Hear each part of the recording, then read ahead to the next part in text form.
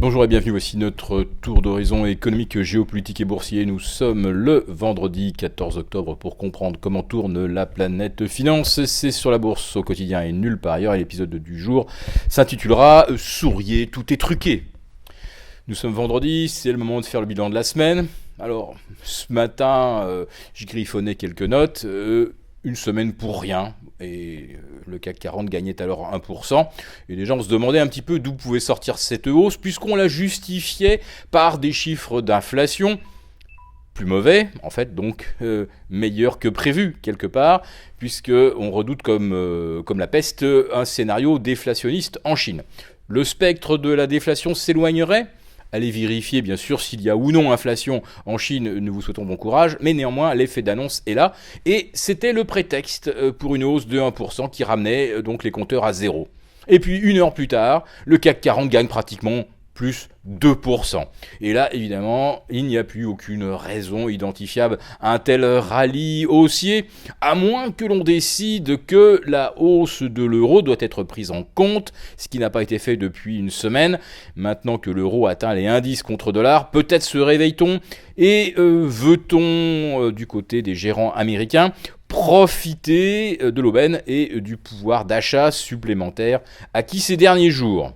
Mais pourquoi cela se déclenche-t-il d'un seul coup aujourd'hui ? Pourquoi pas hier, où on aurait bien eu besoin de quelques achats à bon compte quand le CAC 40 s'enfonçait en direction des 4400 points.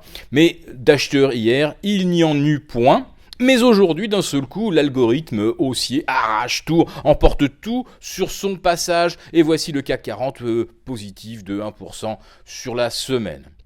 Alors, personnellement, je subodore que certains jouent déjà par avance de bonnes surprises ce soir avec la publication des résultats de quelques grandes banques, comme par exemple, Wells Fargo, dont le PDG a jeté l'éponge il y a 48 heures. Il y aura aussi JP Morgan, Bank of America, bref, des ténors, et dont on espère que les performances trimestrielles viendront conforter les attentes. Mais franchement, avouez qu'aujourd'hui, personne ne pariait sur une hausse de 2% des indices et que cette hausse donc ne tient absolument pas debout. Donc, souriez, tout est truqué, mais c'est une démonstration que les banques centrales finalement gardent la main, même si sur leur stratégie à moyen terme, on se dit mais vraiment comment peut-on estimer qu'elles proposent quelque chose de cohérent au marché ? En fait, le message, c'est qu'on va arrêter de baisser les taux, d'injecter de l'argent, parce que ça ne marche pas. Bref, 7 ans d'échec, on devrait se dire que les banques centrales devraient être sanctionnées. Eh bien non, comme elles proposent un nouveau scénario, eh bien on se dit, les banques centrales ont trouvé une nouvelle voie, elles ont trouvé une issue. C'est quoi l'issue ?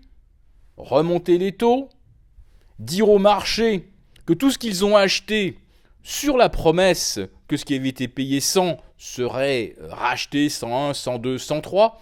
Nous parlons naturellement de ces milliers de milliards de dettes assorties d'un rendement négatif, donc qui coûtent de l'argent aux acheteurs, sauf à pouvoir évidemment revendre plus cher. Eh bien, si on supprime cette promesse, quelle raison y a-t-il à conserver ces actifs qui sont en fait une façon de brûler son capital ? Eh bien, la seule raison de ne pas sortir, c'est qu'on ne peut pas. On ne peut pas. Il n'y a pas de liquidité dans le marché. Il n'y a pas la place. Et si vous voulez sortir aujourd'hui, qui va racheter ? Pourquoi ? Alors, qui rachète ? La Banque centrale, certes. Mais bon, aujourd'hui, on se demande bien quel pourrait être le motif de prendre un risque sur un actif qui offre des taux négatifs. Alors, peut-être faut-il se projeter dans 3 mois, dans 6 mois.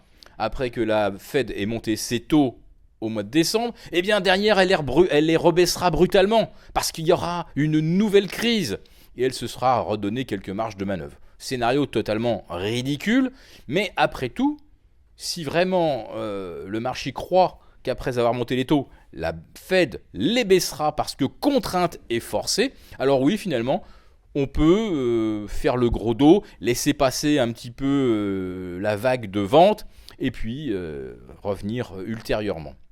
En ce qui concerne les actions, nous vous l'avons dit, le potentiel de correction à court terme reste d'environ moins 10%, avec la dégradation de la prime de risque sur les actions.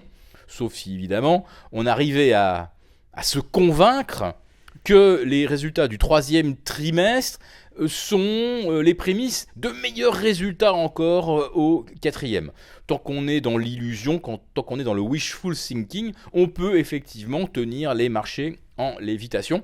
Mais il y a bien un moment où on va refaire les calculs, évidemment, de la prime de risque. Et quand on aura vu la teneur des résultats du troisième trimestre, on sera quand même obligé de faire quelques ajustements. Donc, si votre intention était d'acheter tous les creux, comme on le fait depuis 2012 en Europe, eh bien, attendez justement qu'il y a un creux. Pour l'instant, on n'y est pas. La correction s'enclenchera avec un CAC sous 4004 ou avec un Eurostoxx enfonçant les 2950. En ce qui concerne les États-Unis, eh bien là, le signal baissier que nous avons eu en début de semaine n'est pas invalidé. Il est juste suspendu par le rebond de Wall Street. Mais, comme on dit, on revient simplement après un coup à la baisse, on revient tester l'ex-support. C'est donc peut-être une occasion de se repositionner dans de meilleures conditions, naturellement, sur des ETF bear, sur le S&P ou sur le Nasdaq. Nous ne changeons pas de stratégie. La même chose pour l'or, qui pourrait terminer la semaine finalement au plus bas, pas loin de 1250. On n'est plus très loin de l'objectif, environ à 2%. Nous commencerons à racheter aux alentours de 1225. Alors, nous vous citons tous ces seuils pour affiner, pour avoir, on va dire, les indications les plus précises.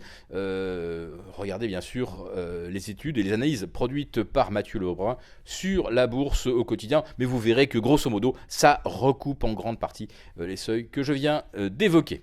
Voilà, donc la semaine s'achève finalement sur un gain. Maintenant, ce week-end, ce que l'on va commencer à regarder, c'est ce qui se passe sur le front géopolitique avec semble-t-il, l'offensive sur Mossoul pour en déloger ISIS. Alors évidemment, quand Bachar el-Assad et son allié russe bombardent les barbus d'Alep, là c'est un génocide, une horreur, une abomination. Et quand on va les bombarder les mêmes barbus à Mossoul, comme c'est l'aviation américaine et l'aviation irakienne, alors là c'est effectivement une manœuvre dont toute l'humanité doit se féliciter.